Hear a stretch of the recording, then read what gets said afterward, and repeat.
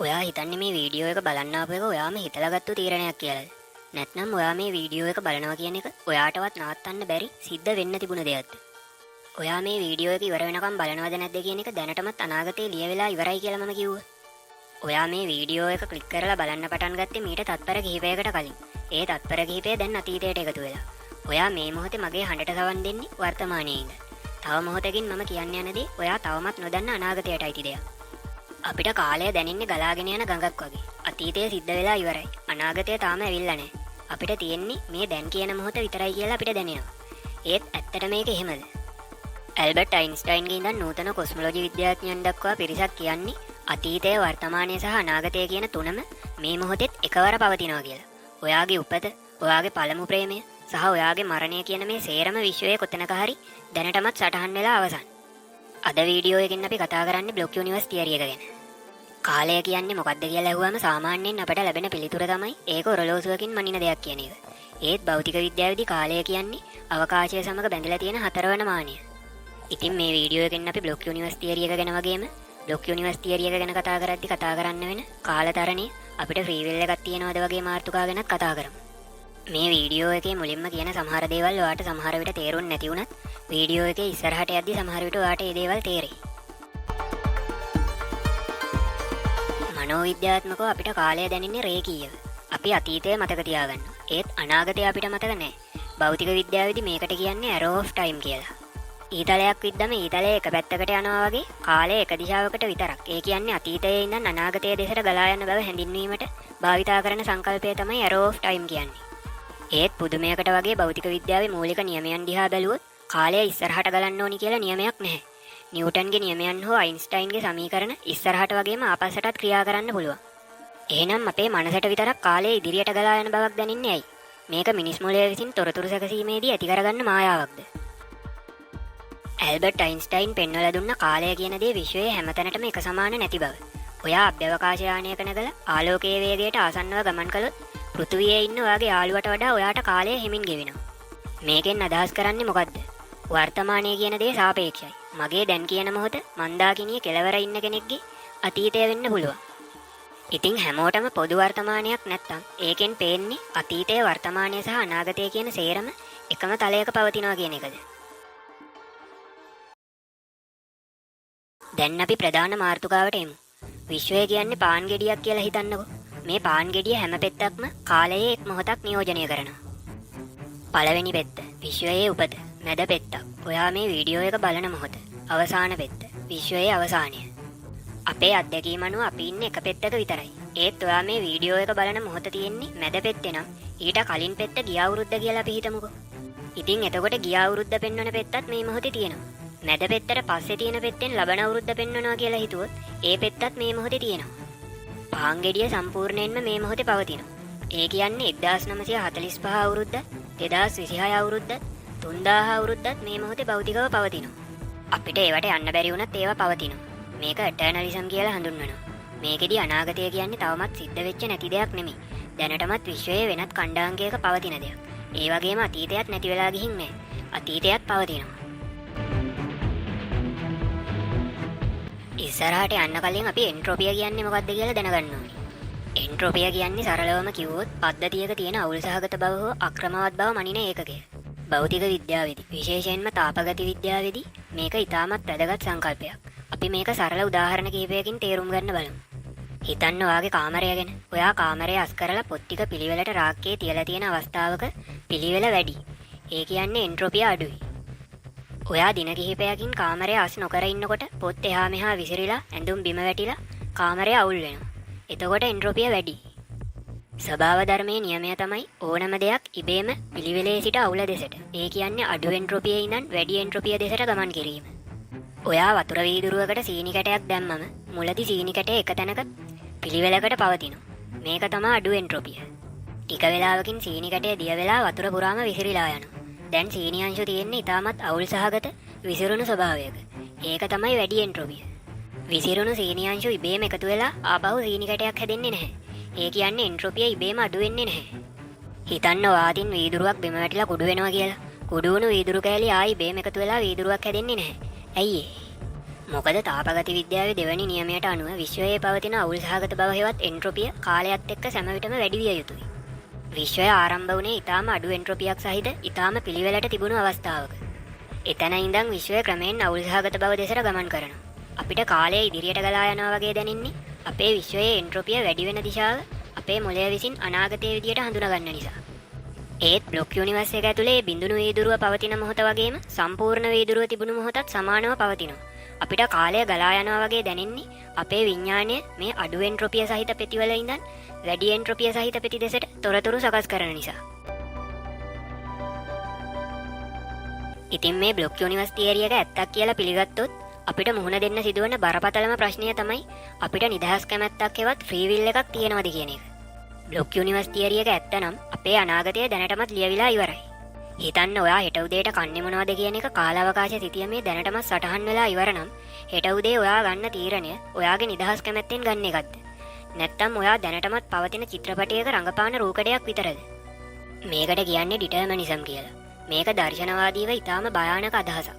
මොකද අපිට නිදහස් කැමැත්තක් නැත්තම් අපි කරන වැරදි වලට අපිට දඬුවම් කරන්නේ කොහොමද?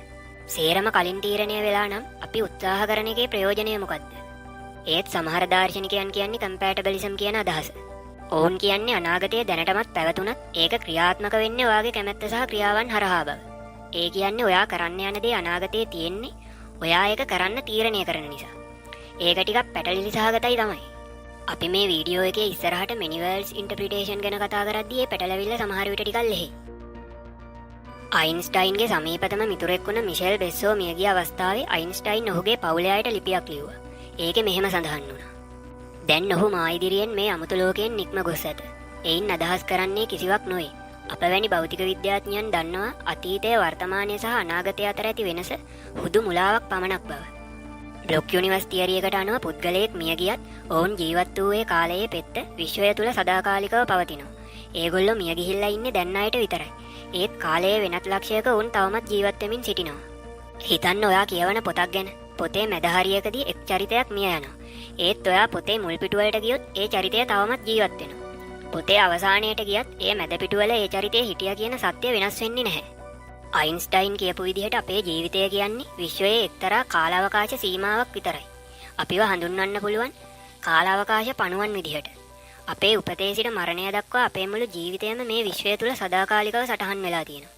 ඔයා මිය ගියාට පස්සෙත් ඔයා ජීවත් වුණේ හැම මොහොතක්ම විශ්වයේ වෙනත් ඛණ්ඩාංකයක සජීවීව පවතිනවා.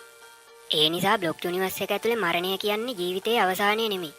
ජීවිතයේ සීමාව විතරයි. බ්ලොක් යුනිවර්ස් එක ගැන කතා කරනකොට අපේ මොළය ක්‍රියා කරන විදිය ගැනත් කතා කරන්න වෙනවා. ස්නායු විද්‍යාඥයෝ කියන විදියට අපිට වර්තමානයේ විදියට දැනෙන මොහොත ඇත්තම වර්තමානය නෙවෙයි. ඔයාගේ ඇහැට ආලෝකය වැටිලා ඒක ස්නායු දිගේ ගිහිල්ලා මොළයට තොරතුරු ලබා දීලා මොළය ඒක සකස් කරලා ඔයාට රූපයක් පෙන්වන්න තත්පරයෙන් 100න් පංගුවක විතර කාලයක් ගත වෙනවා. ඒ කියන්නේ ඔයා මේ මොහොතේ දකින ලෝකය ඇත්තටම මීට සුළු මොහොතකට කලින් තිබ්බ ලෝකය. එතකොට අපි හැමෝම ජීවත් වෙන්නේ අතීතයක. එහෙනම් අපේ මනස විසින් නිර්මාණය කරන දැන් කියන හැඟීම කොච්චර දුරට විශ්වාස කරන්න පුළුවන්ද? අයින්ස්ටයින් බ්ලොක් යුනිවර්ස් සිද්ධාන්තයට ආදරය කළේ ඒක ඩිටර්මිනිස්ටික් නිසා. ඒ කියන්නේ විශ්වයේ සෑම දෙයකටම පැහැදිලි හේතුවක් සහ ඵලයක් තියෙනවා. අයින්ස්ටයින් කියපු දෙයක් තමයි දෙවියන් වහන්සේ ධාතුකට සෙල්ලම් කරන්නේ නැහැ කියන එක. ඔහුට අනුව අනාගතය කියන්නේ ගණිතමය වශයෙන් දැනටමත් තීරණය වෙලා තියෙන දෙයක්. ඒත් ක්වොන්ටම් භෞතික විද්‍යාව කියන්නේ මේකට හාත්පසින්ම වෙනත් කතාවක්. ක්වොන්ටම් ලෝකයේදී කිසිම දෙයක් ස්ථිර නැහැ. තියෙන්නේ සම්භාවිතාවන් විතරයි. ක්වොන්ටම් ලෝකයේදී අංශුවක් එකම වෙලාවක ස්ථාන දෙකක තියෙන්න පුළුවන්. ඒක පවතින්නේ තරංග ශ්‍රිතයක් විදියට. දැන් ප්‍රශ්නය තමයි බ්ලොක් යුනිවර්ස් එකේ අනාගතය දැනටමත් සටහන් වෙලා තියෙනවා නම් ක්වොන්ටම් අංශු වලට මේ වගේ නිදහසක් තියෙන්නේ කොහොමද? අයින්ස්ටයින්ගේ නිශ්චල විශ්වය සහ ක්වොන්ටම් ලෝකයේ අවුල් සහගත බව එකට පෑහෙන්නේ කොහොමද? ඉතින් බ්ලොක් යුනිවර්ස් එකක අනාගතය දැනටමත් සටහන් වෙලා තියෙනවා කියන එකයි ක්වොන්ටම් ෆිසික්ස් වලදී අංශුවක් එකම වෙලාවක ස්ථාන දෙකක තියෙන්න පුළුවන් කියන එකයි දෙකම ඇත්ත වෙන්න පුළුවන්ද? මේක පැහැදිලි කරන්න තියෙන හොඳම ක්‍රමය තමයි මෙනිවර්ල්ස් ඉන්ටර්ප්‍රිටේෂන්.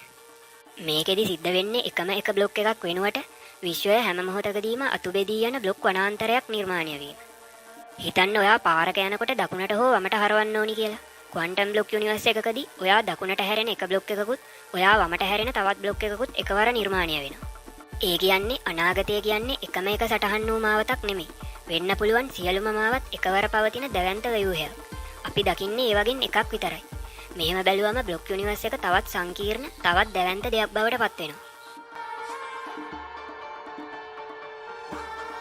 අපි තවත් අලුත් මතවාදයක් ගැන බලමු. සමහර නූතන භෞතික විද්‍යාඥයන් කියන්නේ කාලය සහ අවකාශය කියන්නේ විශ්වයේ මූලිකම දේවල් නෙවෙයි කියලා.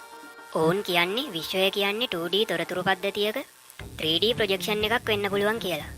මේක හෝලෝග්‍රැෆික් මූලධර්මය කියලා හඳුන්වනවා.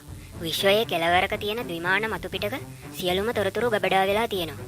අපි ජීවත් වෙන මේ ත්‍රිමාන ලෝකය ඒ තොරතුරු වල ඡායාවක් වගේ. මේකෙදි කාලය කියන දේ ඇති වෙන්නේ අංශු අතර පවතින ක්වොන්ටම් එන්ටැන්ගල්මන්ට් එක නිසා. ක්වොන්ටම් එන්ටැන්ගල්මන්ට් කියන්නේ අංශු දෙකක් කොච්චර දුරින් තිබුණත් එකිනෙකට සම්බන්ධ වෙලා පවතින එකට. මේක තේරුම් ගන්න ලේසිම ක්‍රමය තමයි වීඩියෝ ගේම් එකක් ගැන හිතන එක. කම්පියුටර් එකේ හાર્ඩ් ඩිස්ක් එකේ තියෙන්නේ බිංදුව සහ එක වලින් සමන්විත දත්ත විතරයි. ඒවට දිශාවක් හෝ කාලයක් නැහැ. අපි කම්පියුටර් එකේ ස්ක්‍රීන් එක දිහා බලනකොට අර දත්ත මගින් මවපු ත්‍රිමාන ලෝකයක් අපිට පේනවා. ගේම් එකේ චරිතය එක තැනක ඉඳන් තවත් තැනකට යනකොට අපිට කාලය දැනෙනවා. ඒත් ඇත්තටම සිද්ධ වෙන්නේ කම්පියුටර් එකේ දත්ත සැකසෙන වේගය අනුව රූපරාමු වෙනස් වෙන එක.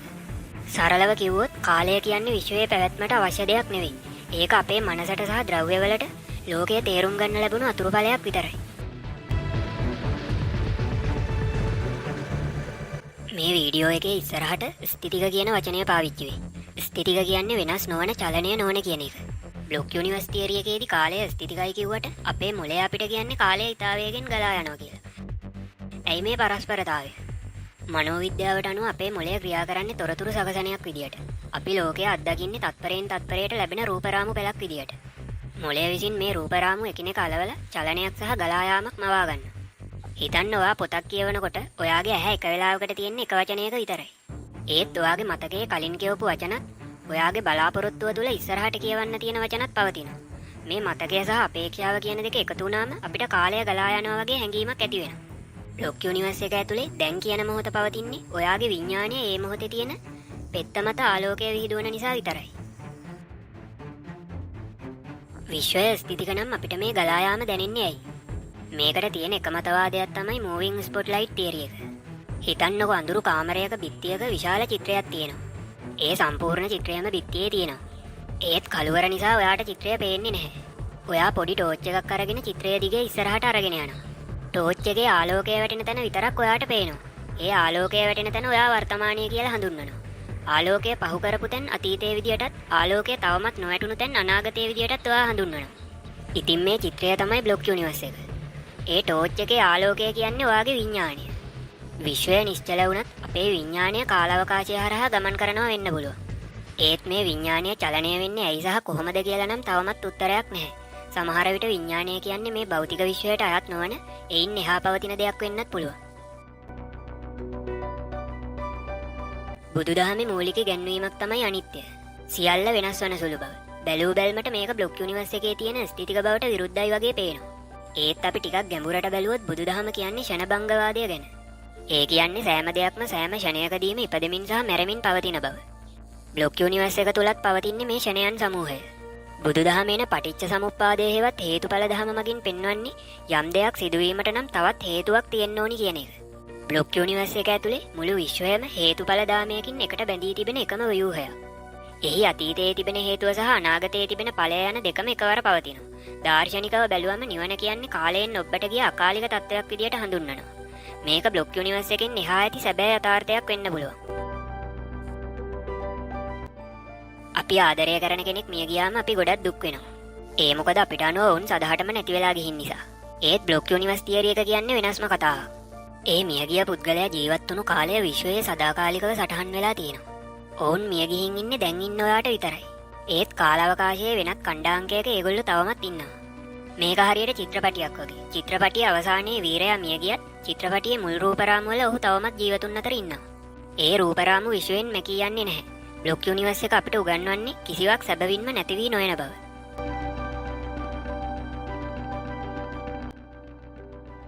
විශ්වය මේ වගේ බ්ලොක් එකක් විදියට නිර්මාණය වුණේ ඇයි?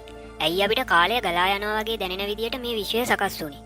මෙතෙන්දි තමයි ඇන්ට්‍රොපික් මූලධර්මය එන්නේ. ඇන්ට්‍රොපික් මූලධර්මය කියන්නේ විශ්වයේ සහ අපේ පැවැත්ම අතර ඇති සම්බන්ධය පැහැදිලි කරන අතිශය වැදගත් විද්‍යාත්මක සහ දාර්ශනික සංකල්පයක්.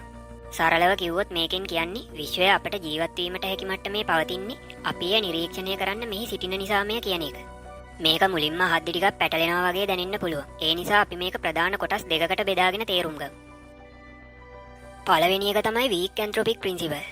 විශ්වයේ භෞතික නියමයන් සහ නියතයන්. උදාහරණ විදියට ගුරුත්වාකර්ෂණ බලයේ ප්‍රමාණය, පරමාණුක ශක්තිය වගේ දේවල් ජීවය පැවතීමට ඉතාමත් සියුම් ලෙස සකස් වෙලා තියෙනවා. මේක අහම්බයක්ද? වීක් ඇන්ට්‍රොපික් ප්‍රින්සිපල් එකට අනුව විශ්වය මේ විදියට පවතින්නේ නැත්නම් අපි මේ ප්‍රශ්නය අහන්නද මෙතන නැහැ. උදාහරණයක් විදියට ඔයා ඉපදුණු ගෙදර ඔයාට හරියටම ගැලපෙන එකක් වීම පුදුමයක් නෙවෙයි. මොකද ඒක ඔයාට ගැලපෙන නිසා ඔයා ඒක ජීවත් වෙනවා. ඒක ඔයාට නොගැලපෙන තැනක් වුණා නම් ඔයා ඒකේ නෑ වගේම ඒ වගේ ප්‍රශ්නයක් අහන්න ඔයාට අවස්ථාවක් ලැබෙන්නේ නැහැ. දෙවෙනි එක ස්ට්‍රෝං ඇන්ට්‍රොපික් ප්‍රින්සිපල්. මේකෙන් කියවෙන්නේ විශ්වය තුල කවදා හරි දවසක බුද්ධිමත් ජීවයක් බිහිවීම අනිවාර්ය අවශ්‍යතාවයක් කියන එක. ඒ කියන්නේ නිරීක්ෂකයෙකු නොමැති විශ්වයකට පැවැත්මක් නැහැ. ක්වොන්ටම් භෞතික විද්‍යාවේදී යමක් නිරීක්ෂණය කරනකම් මේක ස්ථිර තත්ත්වයකට පත් වෙන්නේ නැහැ කියලා ඔයා සමහර විට අහලා ඇති. මේකට කියනවා ඔබ්සර්වර් ඉෆෙක්ට් කියලා. ඒ අනුව විශ්වය සැබෑවක් වෙන්න නම් මේක නිරීක්ෂණය කරන්න ජීවීන් ඉන්නම ඕනි. ඉතින් විශ්වයේ නියමයන් කොච්චර නිවැරදිද කියනවනම් ඒ වගේ එක දශමයක් හරි වෙනස් වුණා නම් මිනිසා වගේ බුද්ධිමත් ජීවීන් බිහි වෙන්නේ නැහැ. සමහර විට බ්ලොක් යුනිවර්ස් එක කියන්නේ බුද්ධිමත් විඥානයකට අත්දැකීම් ලබා ගන්න හැදුණු සිමියුලේෂන් එකක් වගේ දෙයක් වෙන්න පුළුවන්. අපි මේ බ්ලොක් එක ඇතුලේ ගමන් කරන සංචාරකයෝ වගේ. අපේ ගමනාන්තය දැනටමත් තීරණය වෙලා තිබුණත් ඒ ගමන අත්දැකීම තමයි ජීවිතයේ අරමුණ. කාලතරණය ගැන කතා කරනකොට ගොඩක් අය හිතන්නේ ඒක භෞතික විද්‍යාවට පටහැනි දෙයක් කියලා. ඒත් ඇල්බර්ට් අයින්ස්ටයින්ගේ සාමාන්‍ය සාපේක්ෂතාවාදය මගින් කාලතරණයට ඉඩක් ලබා දීලා තියෙනවා. බ්ලොක් යුනිවර්ස් එකක් තුල කාලය කියන්නේ තවත් එක් මානයක් විතරයි. අපි අවකාශයේ ඉදිරියට පසුපසට වමට සහ දකුණට යනවා වගේම කාලය තුලත් එහා මෙහා යන්න පුළුවන් වෙන්න ඕනේ. අයින්ස්ටයින්ගේ ශ්‍රේෂ්ඨ සමීකරණ වලට අනුව සංවෘත කාලානුරූපී චක්‍ර පවතින්න පුළුවන්. සරලව කියනවා නම් කාලය වක්‍ර වෙලා ආරම්භ කළ තැනටම ආයි එන්න පුළුවන්. බ්ලොක් යුනිවර්ස් එකක් තුල අතීතයේ දැනටමත් පවතින නිසා න්‍යායාත්මකව අපිට සුදුසු තාක්ෂණයක් තියෙනවනම් ඒ අතීතයේ පවතින ඛණ්ඩාංකයට ගමන් කරන්න පුළුවන්. කාලතරණය ගැන කතා කරනකොට මතුවන ලොකුම ප්‍රශ්නයක් තමයි ග්‍රෑන්ඩ්ෆාදර් පැරඩොක්ස්. ඔයා කාලයන්ත්‍රයකින් අතීතයට යනවා. එතෙන්දී ඔයා ඔයාගේ සීයා තරුණ කාලයේදීම ඝාතනය කරනවා. දැන් ප්‍රශ්නය තමයි සීයා තරුණ කාලෙම මිය ගියොත් ඔයාගේ තාත්තා ඉපදෙන්නේ නැහැ. ඔයාගේ තාත්තා ඉපදුනේ නැත්නම් ඔයා ඉපදෙන්නෙත් නැහැ. ඔයා ඉපදුනේ නැත්නම් අතීතයට ගිහින් සීයාව ඝාතනය කරේ කවුද? ගොඩක් අය හිතන්නේ මේක කාලතරණය කරන්න බෑ කියන්න තියෙන සාක්ෂියක් කියලා. ඒත් බ්ලොක් යුනිවර්ස් තියරි එක මේකට උත්තරයක් දෙනවා. බ්ලොක් යුනිවර්ස් එක ඇතුලේ සියල්ල ලියවිලා ඉවරයි. එහෙනම් ඔයා අතීතයට ගියොත් ඔයා කරන්නේ දැනටම සිද්ධ වෙලා තියෙන දෙයක් විතරයි. ඒ කියන්නේ ඔයාට අතීතය වෙනස් කරන්න බෑ. ඔයා අතීතයට ගිහින් ඔයාගේ සීයාව ඝාතනය කරන්න උත්සාහ කළත් යම්කිසි හේතුවක් නිසා. උදාහරණයක් විදියට පිස්තෝලය ක්‍රියාත්මක වෙන්නේ නැතුව ගිහින් හරි ඔයා වැරදි පුද්ගලයෙක්ව ඝාතනය කරලා හරි ඒක අසාර්ථක වෙන්න ඕනි. මොකද ඔයාද මෙතන ඉන්නේ අතීතයේදී සීයාව ඝාතනය නොකරපු නිසායි. බ්ලොක් යුනිවර්ස් එකේ කාලතරණය කියන්නේ අතීතය වෙනස් කිරීමක් නෙවෙයි අතීතයේම කොටසක් වීම. මේකට නොවිකව් සෙල්ෆ් කන්සිස්ටන්සි ප්‍රින්සිපල් කියලා කියනවා. අපිට කාලය හරහා යන්න පුළුවන් ප්‍රායෝගික ක්‍රමය මොකද්ද? භෞතික විද්‍යාඥ කිප්තෝන් වගේ අය පෙන්වලා දෙන්නේ වෝම් හෝල්ස් මගින් මේක කරන්න පුළුවන් කියලා. අපේ පාන් ගෙඩිය උදාහරණය මතක් කරන්න. පාන් ගෙඩිය එක අන්තයක ඉඳන් අනිත් අන්තයට යන්න නම් අපිට මුළු පාන් ගෙඩිය හරහා යන්න වෙනවා. ඒත් අපිට පාන් ගෙඩිය මැදින් සිදුරක් විදින්න පුළුවන් නම් අතීතයේ ඇති පෙත්තක් සහ අනාගතයේ ඇති පෙත්තක් අතර කෙටි පාරක් හදන්න පුළුවන් නම් ඒ කෙටි පාර හරහා ගමන් කරනකොට ඔයා අවකාශය විතරක් නෙමෙයි කාලයත් තරණය කරනවා. බ්ලොක් යුනිවර්ස් එකක කාලය සහ අවකාශය එකම දෙයක් නිසා වෝම් හෝල් එකක් කියන්නේ විශ්වයේ එක් තැනක සිට තවත් තැනකට යන කාලාවකාශ උමගක් වගේ. අපි දන්නවා ඕනිම බ්ලොක් එකකට සීමාවක් තියෙන්න ඕනි කියලා. එහෙනම් කාලයේ අවසානය කියන්නේ මොකද්ද? භෞතික විද්‍යාවේ වෙන heat death of the universe ගැන ඔයා අහලා තියෙනවද? විශ්වය නිතරම වේගයෙන් ප්‍රසාරණය වෙනවා. මේ නිසා තරු සහ මන්දාකිණි එකිනෙකාගෙන් ඈත් වෙනවා. කාලයත් එක්ක අලුතින් තරු බිහි වෙන්න අවශ්‍ය වායු වලාකුළු නැති වෙලා යනවා. තියෙන තරු ටිකක් ටිකෙන් ටික නිවිලා යනවා.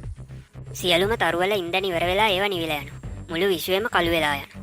ඉතිරි වෙන්නේ කළු කුහර විතරයි. නමුත් හෝකින් රේඩියේෂන් හරහා කාලයත් එක්ක කළු කුහරත් වාෂ්ප වෙලා නැති වෙලා යනවා. අන්තිමේදී මුළු විශ්වයේම ශක්තිය සහ උෂ්ණත්වය හැමතැනම එක හා සමාන වෙනවා.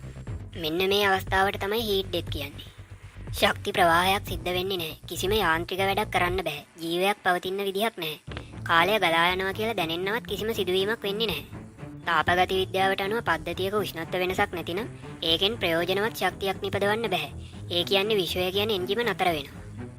බ්ලොක් යුනිවර්ස් තියරි එකට අනුව මේක කාලය නැති වී යාමක් නෙමෙයි. ඒක හරියට පාන් ගෙඩියක අවසාන කෙලවර වගේ. ඒ කලාපය තුල එන්ට්‍රොපිය උපරිම වෙලා තියෙනවා. කිසිම ශක්ති මාරුවක් සිද්ධ වෙන්නේ නැහැ. එතනින් එහාට පෙති නැහැ. ඒත් ඒ අවසානය පවතින්නේ අනාගතයේ විතරක් නෙවෙයි. බ්ලොක් යුනිවර්ස් එකේ හැටියට විශ්වයේ උපත සහ විශ්වයේ අවසානය කියන දෙකම එකවර විශ්වය තුල පවතිනවා. අපිට කාලය ගෙවිලා යනවා වගේ දැනෙන්නේ අපි මේ ලක්ෂ්‍ය දෙක අතර මැද පෙති හරහා ගමන් කරන නිසා. මේකට අනුව කාලය කියන්නේ සදාකාලිකව පවතින නිශ්චල ව්‍යුහයක් මිසක් කොහේ හරි ඉඳන් කොහෙට හරි ගලා යන ගඟක් නෙවෙයි.